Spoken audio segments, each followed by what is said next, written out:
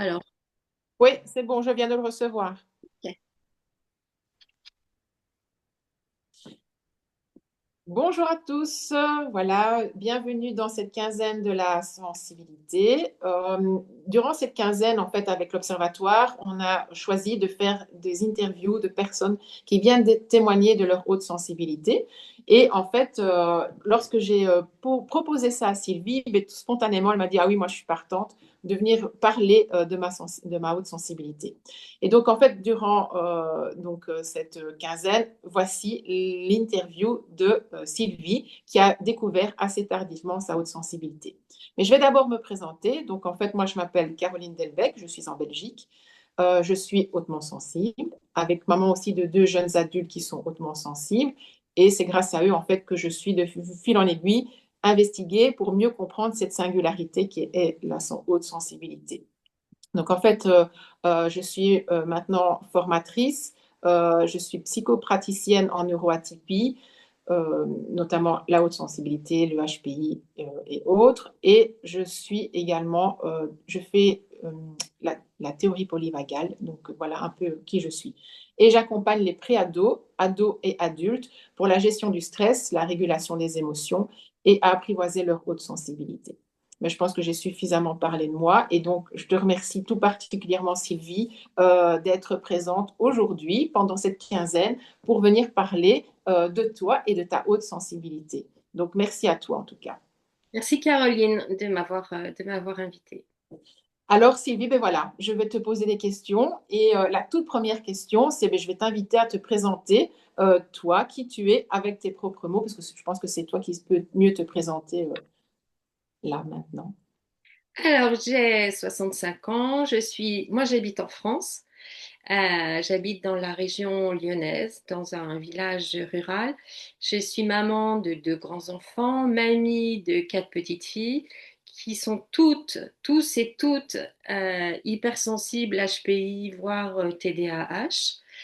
Que dire? Je suis coach formatrice, psychopraticienne comme toi, puisque nous nous sommes rencontrés dans cette formation, psychopraticienne dans neuroatypie. En parallèle, je suis aussi graphologue, morphopsychologue et je suis maître praticienne PNL.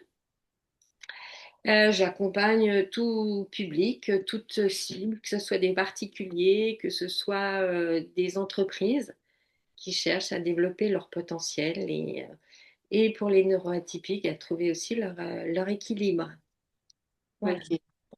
Et justement, comment as-tu découvert que tu étais hautement sensible? Alors, comme tu l'as dit, je l'ai découvert très tardivement. Un jour, une amie m'a donné le livre de Jeanne Siofachin, qui est Trop intelligent pour être heureux. Et en lisant le livre, je me suis bien évidemment reconnue dans tous les chapitres, dans tous ces mots. Donc, ça m'a interpellée. Là, j'ai commencé quand même une remise en question. J'ai commencé à comprendre un peu tous mes comportements, ma personnalité, mais avec une autre facette. Ensuite, j'ai passé le test de Douance et je me suis formée justement à la neuroatypie pour aller un petit peu plus loin dans la compréhension de cette hypersensibilité. Ok. Alors ici, nous, dans la quinzaine, je vais un peu rebondir sur tes mots, parce qu'on parle surtout de haute sensibilité. Oui, ouais. Donc voilà, donc, je me permets d'intervenir ici. Donc voilà, mais en tout cas, merci. Euh, Avec tes propres mots à toi, comment décrirais-tu ce qu'est la haute sensibilité? Alors, avec mes propres mots, la haute sensibilité, pour moi, ben, ça passe déjà par les hyperesthésies, avec des sens particulièrement, pour moi, aiguisés. Donc, c'est une perception rapide, fine de tout l'environnement. C'est des pensées aussi qui sont excessivement rapides, multiples et puis créatives. C'est une empathie profonde, une perception fine aussi de l'environnement et des gens. Hmm. Ok, merci pour ce partage. Et, euh, et chez toi, au quotidien, comment se manifeste ta haute sensibilité? Alors, comment elle se manifeste? Ouais, elle se manifeste dans tous les instants en fait, de ma journée et de ma vie. Euh, Déjà, au niveau des hyperesthésies, Mhm. Euh, parce que j'ai mes sens par la haute sensibilité qui sont très fortement stimulés. Et au vu du métier que je fais dans l'accompagnement, ça me demande de... En fait, ce que j'ai mis en place, c'est surtout une hygiène de vie, euh, parce que je peux être très rapidement saturée. J'ai besoin de passer beaucoup de moments seule, justement, pour m'extraire. Pour m'extraire. J'observe beaucoup, mais cette observation parfois me coupe aussi de l'instant présent. Je dirais que c'est un peu une survie, l'observation, parce que ça m'évite aussi d'avoir tous mes sens en ébullition. Euh, voilà, dans mon quotidien, bah, l'empathie, bien évidemment. Alors, j'ai appris à ne plus être une éponge émotionnelle, mais Mhm. donc c'est une empathie, oui, qui est profonde, avec une perception, ce que je disais dans la haute sensibilité. Dans la définition, j'ai une perception immédiate et fine des gens. Mhm. Donc, c'est très utile pour mon métier. Voilà au quotidien. Donc, c'est des émotions aussi qui sont up and down, voilà. Et des humeurs qui suivent aussi un peu toutes ces hyperesthésies et toutes ces émotions. Ok. Si maintenant, merci pour ce partage. Si maintenant on prenait une petite lampe et que tu regardais un petit peu ta vie, ta petite enfance et ton adolescence, est-ce que tu pourrais donner des exemples, un ou deux exemples, comment ça se manifestait ta haute sensibilité quand tu étais plus jeune? Alors, en fait, je n'avais absolument pas conscience de cette hypersensibilité du tout. Et dans ma famille, ils n'étaient pas forcément sensibilisés à tout ça, mais maintenant, avec le recul, j'ai identifié chez mes parents l'hypersensibilité et la neuroatypie, enfin le HPI. Mais quand j'étais petite, en fait, j'observais, j'analysais et je ressentais très profondément. Mhm. C'est ce que j'ai pu analyser et ce ressenti, il m'était personnel parce que je mettais beaucoup de distance et je ne le manifestais pas. Donc je pense que cette hypersensibilité se manifestait de cette façon-là. Je ressentais intensément les gens, Oui. mais je pensais que tout le monde était comme moi en fait. C'était normal. Mhm. Anormal, il n'y a pas d'anormalité, mais que tout le monde fonctionnait de la même façon. Ok. Et au niveau de l'école, dans ta scolarité? Alors l'école, euh, j'ai des souvenirs assez particuliers parce que j'étais certainement brillante, mais à un moment donné, on m'a dit, comme tu es trop jeune, tu vas redoubler ta classe. J'ai redoublé une classe et je me suis ennuyée donc pendant un an et je n'ai pas compris pourquoi j'allais redoubler cette classe. Mhm. Et donc, en analysant, ensuite, je pense que ça a été une espèce de limitation, de croyance limitante, parce que le reste de ma scolarité, tout allait bien. Simplement, j'étais pas forcément. Il y a des moments où je travaillais pas forcément parce qu'il n'y avait pas de sens. Et puis, on m'avait cassé un petit peu les ailes avec ce redoublement. Donc, ça a été un peu chaotique. Après, ça a été bien.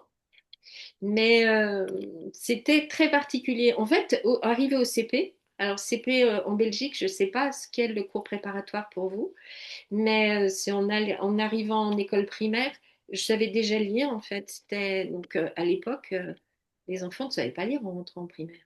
Mhm. Donc, mais après en analysant que j'ai compris que effectivement, je devais avoir un cerveau qui était excessivement bien fait. Et au niveau relationnel, ça se passait comment? Dans mon enfance. Oui. Si tu as des exemples au niveau relationnel en classe, par exemple, ça se passait comment avec les autres? Oh, ça se passait bien parce que j'étais dans une adaptation absolument parfaite, hein. Ok, d'accord. Style un peu caméléon. Ok, d'accord. Oui. Ok. Donc, j'entends que c'était quand même des moments parfois challengeants. Et dans ton quotidien aujourd'hui, tu as exprimé aussi hein, que tu avais besoin des moments de pause. Ce que j'entendais, que tu avais quand même tes hyperesthésies qui sont très bien présentes et qui te nécessitent quand même, qui te challenge au quotidien.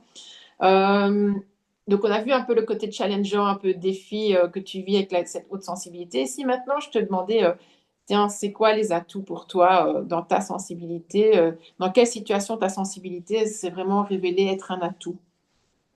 Alors, c'est un atout dans mon activité professionnelle parce que mon hypersensibilité, enfin, j'ai beaucoup d'intuition et comme j'expliquais, j'ai une perception vive en fait, de mon interlocuteur, donc dans mon travail, pour les clients, les personnes que je reçois, ça me permet justement d'avoir une compréhension assez immédiate, en fait, de la personne. Ça me Mhm. permet de rentrer en empathie facilement, mais j'ai travaillé à ne pas être une éponge émotionnelle, voilà.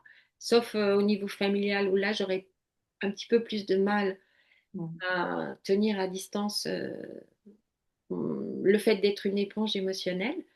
Mais c'est un atout, oui, parce que j'ai cette perception fine, parce que je m'extasie devant la beauté du monde. Mais c'est challengeant parce que autant le monde peut être beau, autant le monde peut être moche. Mhm. Oui. Ok. Et qu'est-ce qu'il en est pour ta créativité? Qu'est-ce qu'il en est pour ma créativité? Est-ce que tu es quelqu'un de créatif?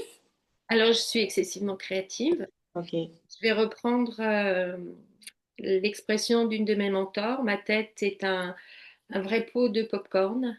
Mhm. C'est-à-dire que ça pète de partout. Euh, j'ai des idées, des multiples idées qui lui arrivent à n'importe quel moment de la journée, la nuit aussi. Donc la créativité, oui, elle arrive à tout moment. Encore faut-il que je sois disponible pour écouter ma créativité. Mhm.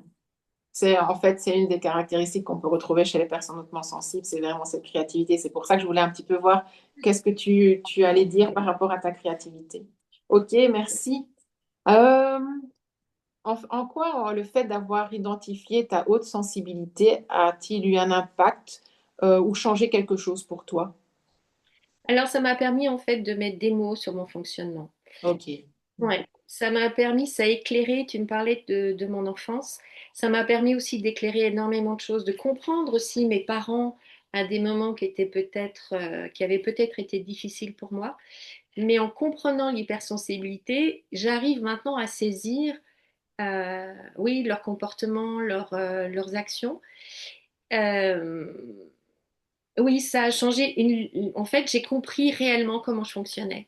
Parce que Mm. j'ai plein d'outils, mais dans tous ces outils, personne n'a jamais parlé d'hypersensibilité et de neuroatypie. Ouais, ok. Et en fait, vraiment, ça m'a permis, c'est comme si on avait soulevé un voile, en fait, sur certains, tu me parlais de ce que ça pouvait m'apporter, sur des dons, parce qu'autant ça peut être difficile, mais c'est aussi un don de la vie, quoi. Et bien justement, c'est quoi, vas-y, si tu peux un peu développer par rapport à ça. Le don de la vie, tu parlais de créativité, c'est cette faculté à être créative, d'être créative. Pour moi, la créativité, c'est dans tous les secteurs de la vie, que ce soit en bricolage, dans l'art ou dans le travail ou en famille voilà, la créativité, c'est partout, c'est pouvoir, quand je parlais de la beauté du monde, c'est pouvoir admirer un arbre.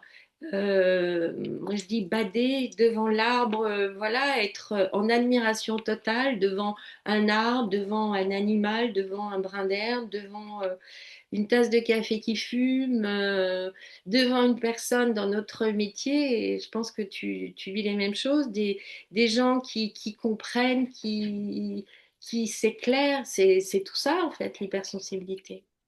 Oui, merci, j'en ai des frissons.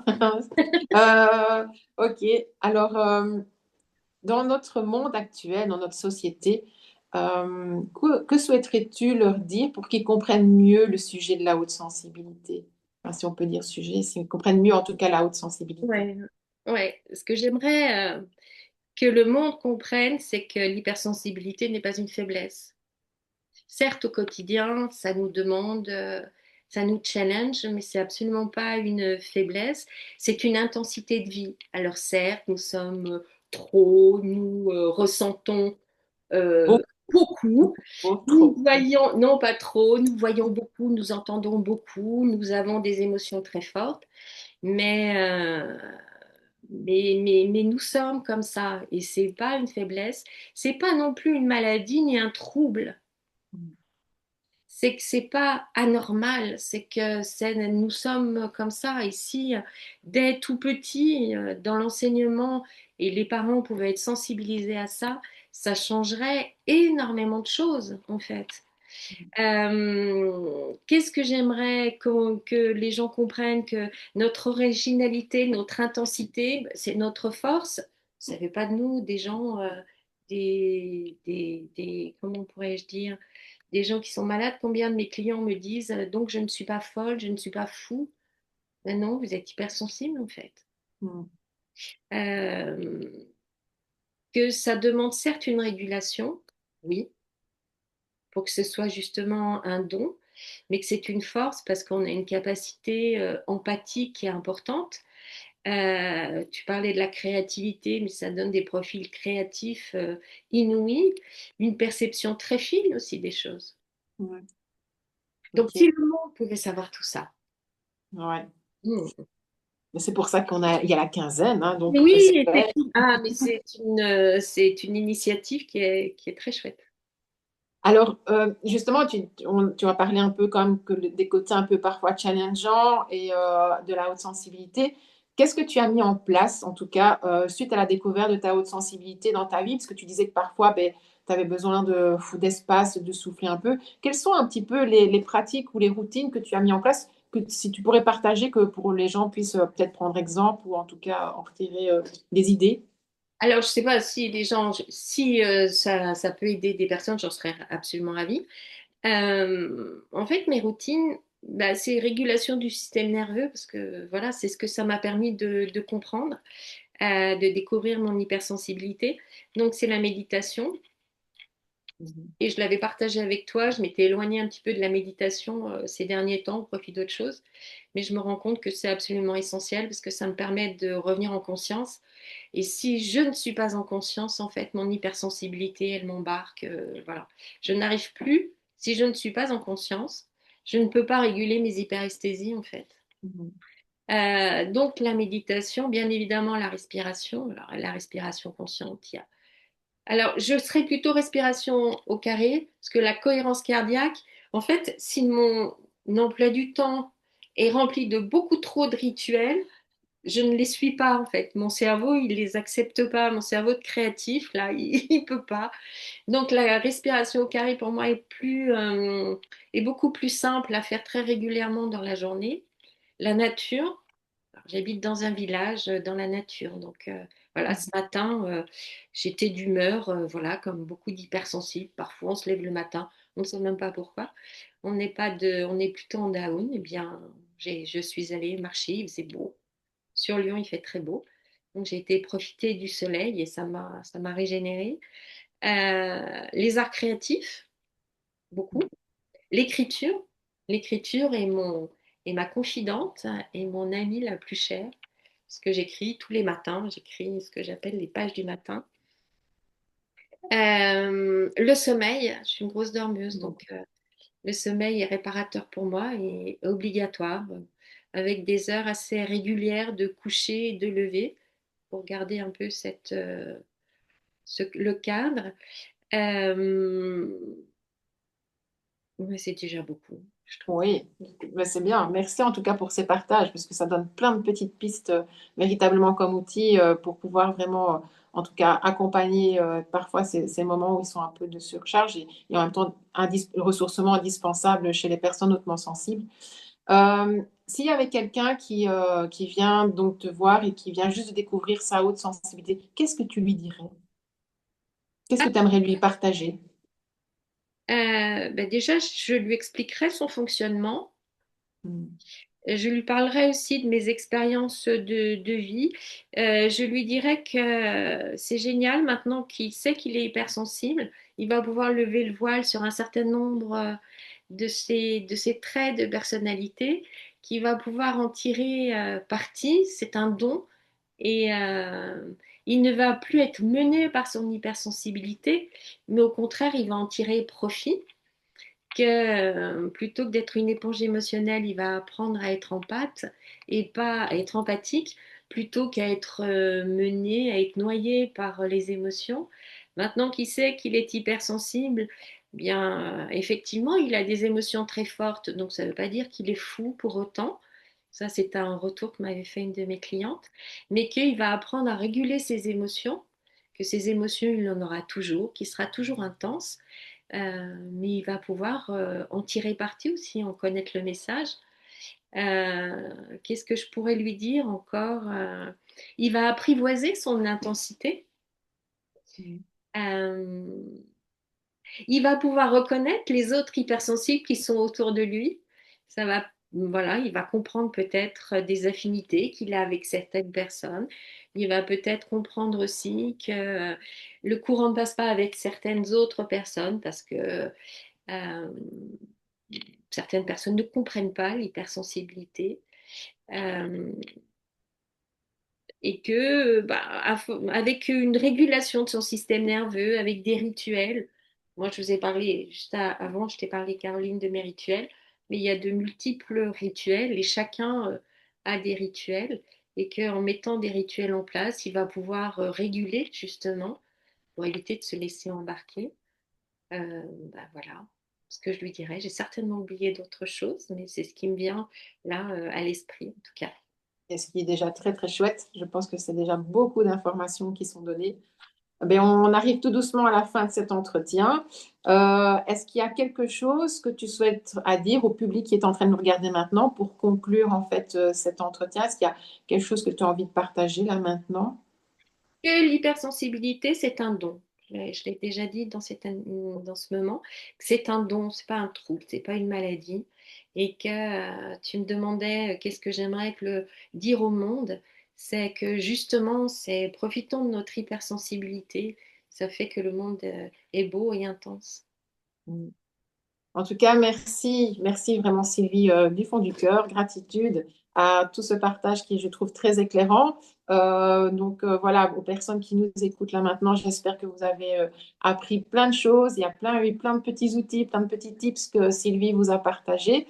En tout cas, merci beaucoup de nous suivre dans cette quinzaine qui, je pense, est super riche. Il y a encore plein d'informations qui peuvent passer, plein de témoignages et où chacun peut un peu reprendre des éléments. Donc voilà, beaucoup de gratitude, Sylvie. Merci à toi.